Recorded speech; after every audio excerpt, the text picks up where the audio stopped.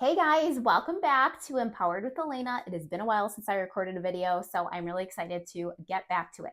So today's video, I'm going to be talking about my year journey with alopecia areata. It is literally almost a year to the date when I recorded my video last year. I think it was in August when I was officially diagnosed with alopecia areata. And literally at the time when it happened, I was thinking to myself, okay, even though it was like super traumatic and horrible and awful, I was thinking to myself, how am I going to figure this out so I can then help other people work through this? And I wanted to just share kind of my progress because I do have regrowth, which can be crazy for some people who never have regrowth when they have alopecia areata. So in this video, I want to talk a little bit about, the past year, what I've been trying, what I've been doing, some things that did not work for me, some things that did work for me, and what I actually think helped lead to me having regrowth in the spot of my head where I had literally a golf ball size spot that was missing hair last year. So I have my notes here. I'm going to be looking at them because I hate video editing and I do not want to do a lot of editing in this video. So I'm going to try my best to just kind of talk very informally and share with you guys kind of what I've been doing and what's been working and what hasn't been working, all the things. So if you have questions on this, if you are dealing with this, drop comments. I will answer anything that I can just based on my journey with it.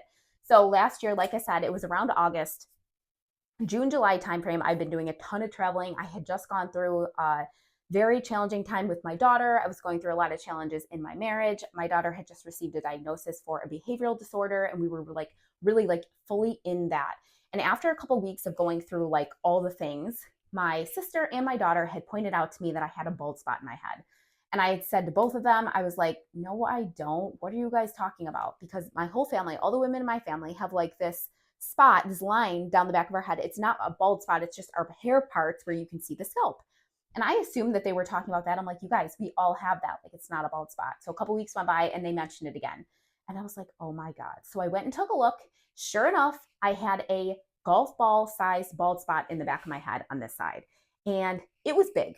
It was a decent size. And the picture you can tell, but like when you feel that on your head, if you guys have been through this or you're dealing with it, it is like a gut punch. It is like, oh my God, I'm losing hair. I'm losing hair significantly. So of course, like anyone would, I like absolutely freaked out, called my doctor, sent pictures. She told me to go to the dermatologist. She's like, I think that might be alopecia areata. So of course I go to Google. I start really terrifying myself, thinking, oh, I'm gonna lose all my hair. What is happening? Oh my God.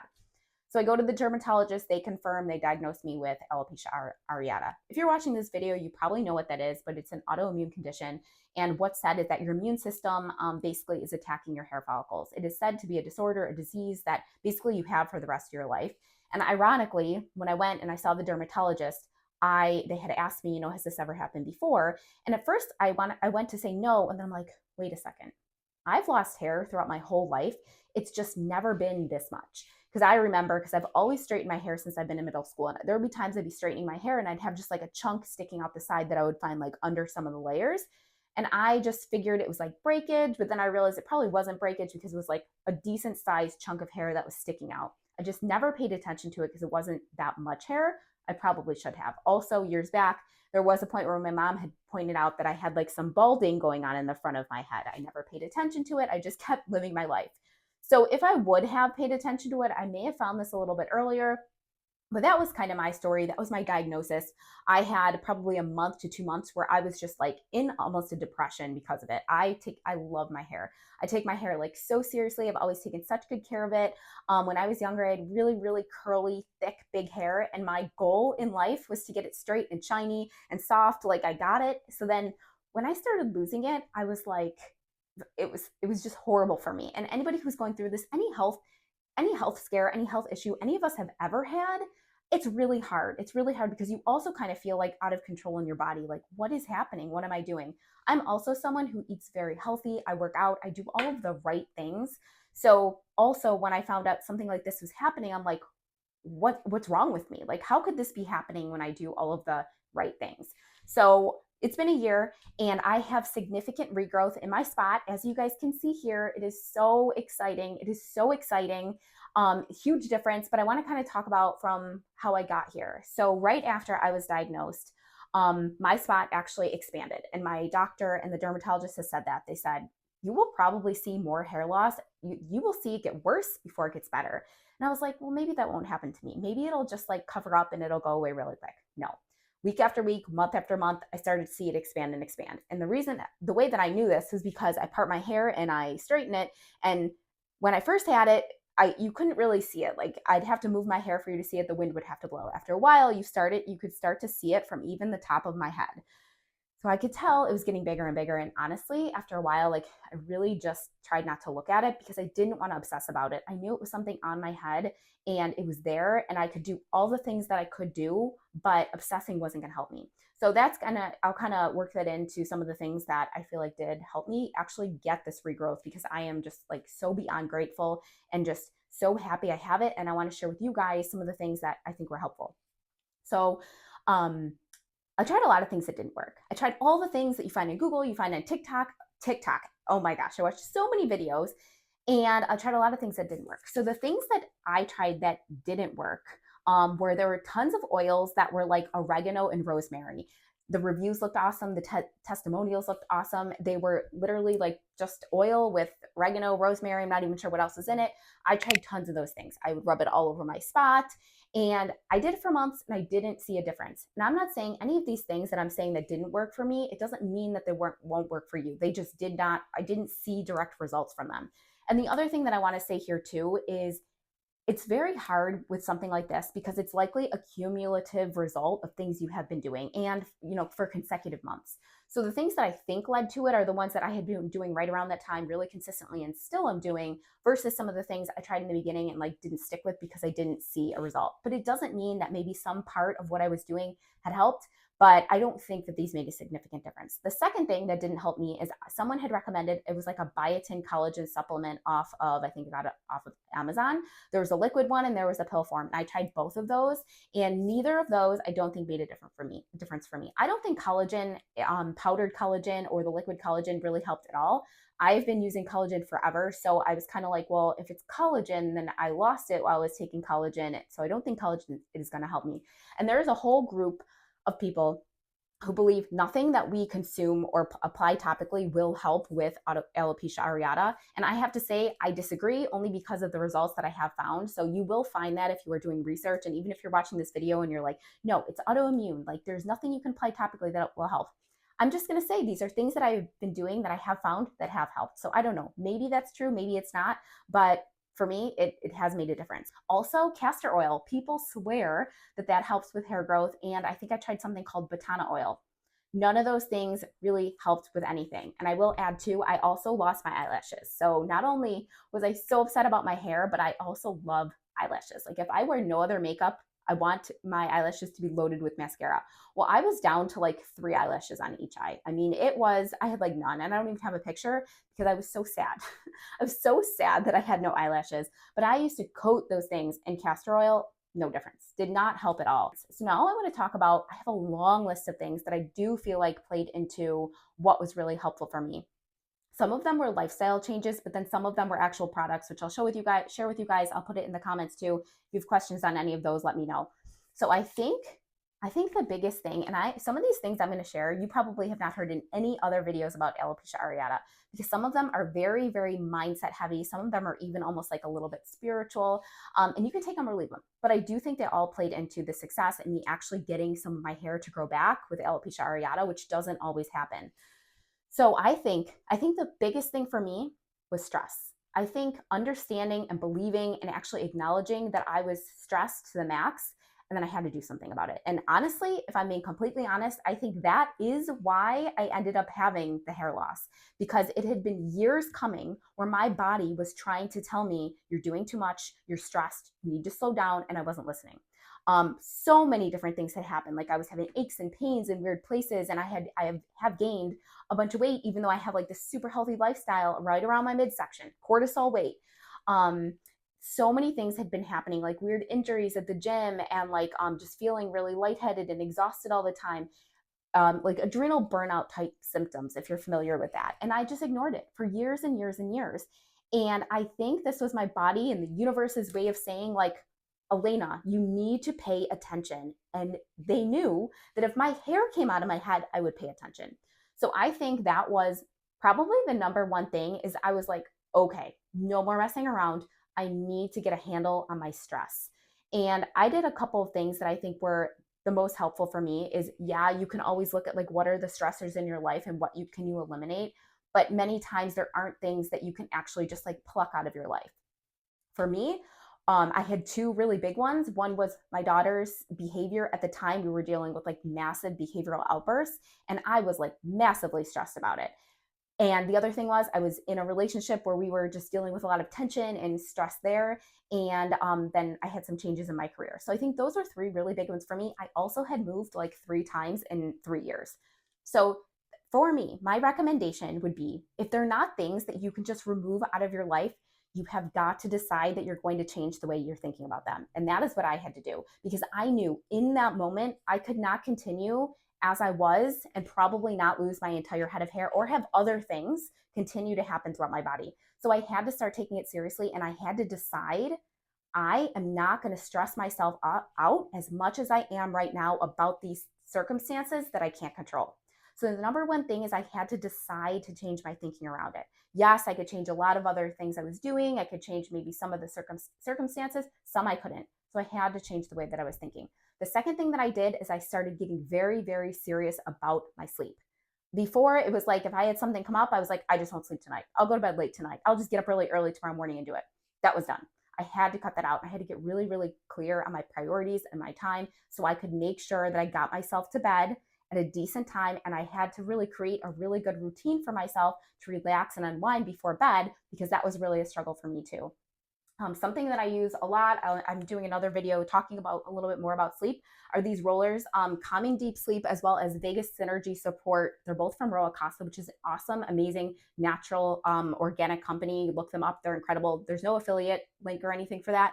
I do think I can get a link that if you guys buy anything and use it, I think I get like 15% off my next order. And I think you might too, but there's no affiliate or anything like that. I just love, love, love their stuff. So this has helped me both with stress, the Vagus Synergy, as well as sleep, which impacts your stress. So that's been huge.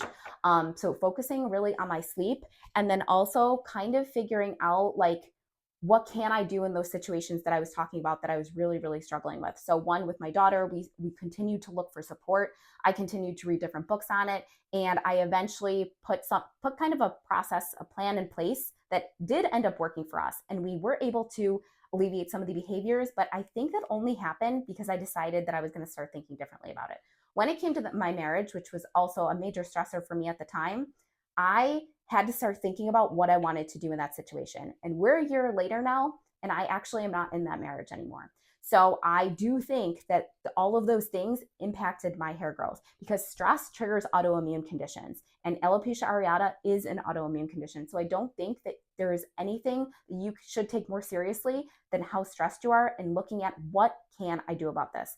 I feel like so often we get stuck in the stress cycle and we're like, well, I can't do anything. I have work. I have this. I just have to be stressed. But no, there are things you can do about it. There are supplements you can look at. There are things you can try, and lifestyle is so important. The other thing that I do is I'm really big on magnesium, whether it's a supplement or I also like this cream that's also from Roa Casa. But magnesium can really help kind of just like chill your body out a little bit. So stress and sleep, those are like top 2 things that I do think made a huge difference. The third thing I want to mention is diet, nutrition. We're talking about stressors. If we are feeding ourselves with literal garbage, we're eating a ton of processed and packaged foods, it is going to be an additional nutritional stressor on your body. So I really had to clean up like my eating. When I first was diagnosed, I went to full AIP way of eating. So you can Google what that is. It's autoimmune protocol. It is literally you are eating proteins, fruits, and vegetables. And that is what I did for 3 months. Now, during that time, like I said, my spot got bigger, but I think that would have happened regardless. However, I do know that I brought down inflammation and stress in my body because I can see it in pictures. Literally, like just the puffiness of my body was brought down. And since that time, I have not stuck exactly to AIP, but I have been really, really clean with my eating. I've minimized alcohol and sugar and just all sorts of things that could have been impacting my body in a negative way because I knew I had to bring the stress levels down. So if your nutrition is like could be a little better and you're struggling with this, I would highly, highly recommend you bring it back to basics. Try to clean it up as much as you possibly can. Proteins, fruits, vegetables, anything that can reduce the stress in your body, I would highly, highly recommend it. Okay, so another thing that was super, super interesting, and I'm just going to bring this up briefly because this is not my area of expertise, but something that I looked into as I was struggling with this was German New Medicine. Now, this is very controversial. It is not traditional Western medicine at all. You're going to have to look it up if you're interested. Basically, the idea of German New Medicine, if I can remember this correctly, is that every health challenge that we have is due to a conflict that is active in our mind and body. So some kind of conflict we're dealing with that is not resolved. And this could be anything. It could be a challenge with a conflict you're having with a significant other. It could be with a child. It could be a conflict you're having at work. It could be something they call like an abandonment conflict, where like you feel like you've been abandoned or you abandoned someone else. There's a whole huge list of things. But I don't even remember how I found out about this. Oh yeah, another thing to add to the stress list is I started walking a ton, unplugged, as well as doing acupuncture. And my acupuncturist actually recommended that I look into German medicine. So when it comes to alopecia areata, it is said that losing your hair like this is a separation conflict. And it, depending on the side of your body that it is on, it kind of can guide you to figure out like what type of, who the conflict may be with, as well as what type of like separation conflict.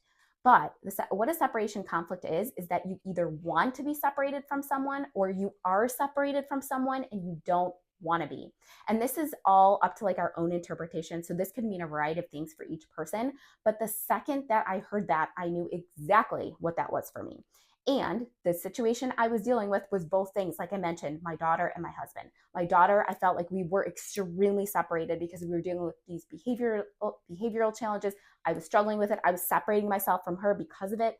And on the side of my marriage, we were really struggling because we both wanted different things and we were staying in a marriage that we were not happy in and that we were both just creating all of this stress for ourselves. So when I heard that, it was another one of those things that was like a gut punch. It was like, oh my God. Oh my God. Yes, these are major things in my life. And the reason that I like this is because it gives you a little more clarity on what to look for when it comes to just stress. Like we always say, like everybody's stressed. We're so stressed, but like, what does that mean? Where can we even look to know to make changes? And this, I feel like, gave me a little bit of a direction, even though I already knew that I was stressed in those areas, but it gave me direction to know that I could start working on that. So I thought that was super interesting, super fascinating. And if that is at all to you, look into it because it may be helpful for any kind of health challenge that you were dealing with. So I don't know how well I explained that, but basically the conflict that is active at the time is causing physical symptoms in your body. And that could be anything. It could be acne, it could be weight gain, it could be losing hair, anything could be. If you're looking at German New Medicine, they believe it could be traced back to a conflict that you have active. So another thing that is totally more lifestyle mindset based that I think totally played into this is from day one, I held really, really firm and strong to a belief that my hair would grow back. Like I clung to that like nothing else. And I had to practice that because I was terrified in the beginning and I had so much doubt. And I was like, oh my God, I could wake up tomorrow and have no hair. Am I going to have no hair? What am I going to do if I have no hair? So I almost had to come to terms with that, with the fact that that could happen and think about what would I actually do if that did happen, while also believing so hard and strong and making that a practice that my hair was gonna grow back. I literally would like visualize my hair growing back in my head. At the time, I actually had started to read books by Dr. Joe Dispenza, who talks about how you can actually heal your body doing things like this. I didn't stick with his practice and readings and meditations. I did it for about a month, but it really got me set on the visualization and the belief that my hair was actually going to grow back. So I do think that that makes such a huge difference because it changes like the way that you are showing up in the world, the way that your energy is. And I also practice being grateful. This might sound crazy to some of you, grateful for my hair growing back before it even did. And the craziest thing is when it did start to grow back, I had the same moment that I have been having during my journey of it not growing back when it actually was. And I was like, oh my God, like it is back and I'm thankful for it now. And I was thankful for it then. And I do think that it all played into it. So in addition to those things, I want to talk about, and just looking at my notes to see if there's anything that I didn't mention. I will say, I think something else that was helpful, and I think this is more just mentally, was not obsessing about it. Like I decided from the beginning, I said before, I wasn't going to look at pictures of it all the time. I wasn't going to be like counting my hair follicles, like nothing, none of it. I'm like, it's there. I have to learn to live my life with it being this way. So I didn't obsess about it. And I just think that it helped me mentally kind of get through the time that I did have it. So let's talk about products that I think were helpful for me. So I want to talk about this one because I think that this one, it's Roa Casa. I talked about them before. Like I said, this is not an ad. I am not making money off of these. This one, as well as their shampoo bar, which I don't have in here, I think that those made a huge difference. And how do I know? Why do I say that? Because it was shortly after I started using these things that I saw regrowth on my head. I could literally see hair growing back on my head. And there are tons and tons of other people who are in their Facebook group that say the same thing. So this is the hair spritz that is by Roa Casa. You literally just spray it on the spot on your head and you massage it in.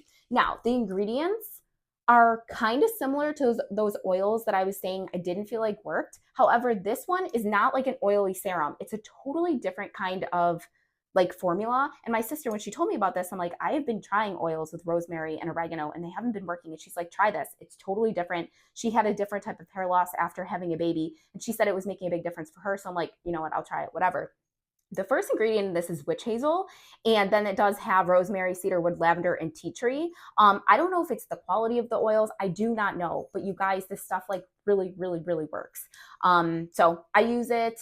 I don't wash my hair every day, and they recommend you use it like as much as you can. I probably use it like 2 to 3 times a week. Sometimes I don't even massage it in. I literally just spray it, and I think that this has made a big difference. The second product from Roa Casa is their bar shampoo, and it is all natural. It's a little weird to get used to, but I also think that made a difference as well. So the other thing when it came to a product, and I know I said collagen, like the powdered collagen, I don't think helped me. This is Heart and Soil Hair, Skin, and Nails. I started taking this around the same time that I started using the spritz and the shampoo. I don't know if this helped my alopecia areata, but I do know that I had hair growing back up around my hairline everywhere. Like I could not believe all of the baby hairs that I had. So no matter what kind of hair loss you're dealing with, I mean, as women, like most of the time, they're at some point in our life, we're also going to have hormonal hair loss too. I think that this stuff did make a difference. You do have to take 6 capsules a day, which is kind of crazy. So now I take like 4 every other day. I don't even know where I got that number, but for me, I just want to keep up the consistency because I do think that this helped in addition to the other things. So as far as products, I'm trying to think if there was anything else that I feel like made a big difference, but I don't think that there was. I think really just focusing on fueling myself with foods that like I knew were not creating more stress and like really leave me feeling good and give me vitamins and minerals. That's a big thing that was pointed out by one of the specialists I was working with. Is she specializes in autoimmune conditions, and she says with autoimmunity, you really have to make sure that you are getting vitamins and minerals all day long. Like eat all the colors that you possibly can. And she's really big on putting electrolytes, vitamins, and minerals in your water. So that is something that I've done along the way too, and I'm sure that it's been helpful for me. I also hear people say that they make sure that they eat like a ton of protein. I always have. So I always follow like the 1 gram per ideal body weight because that is what replenishes like your hair, skin, and nails. So I think that is everything that I feel like made the biggest difference. I feel like I've kind of rambled off like a whole bunch of things. So if you guys have questions, if I think of anything else, I'm going to add it in the notes below. And I just want to share this video to hopefully help give you some ideas, some things to try. But also second, just to know that if we stick to that belief that we will get where we need to go, we will eventually get there. And if we don't stick to it and we don't stick to keep continuing to try, we know we're never going to get there. So I always say like, just don't give up. Just don't give up. And just to let you know that no matter what you're going through, we can still work towards where we want to be. Like no matter what our situation, what our circumstances, we can get there and we can work towards it. So like I said, if you guys have any questions, drop them in the comments and I'll see you later.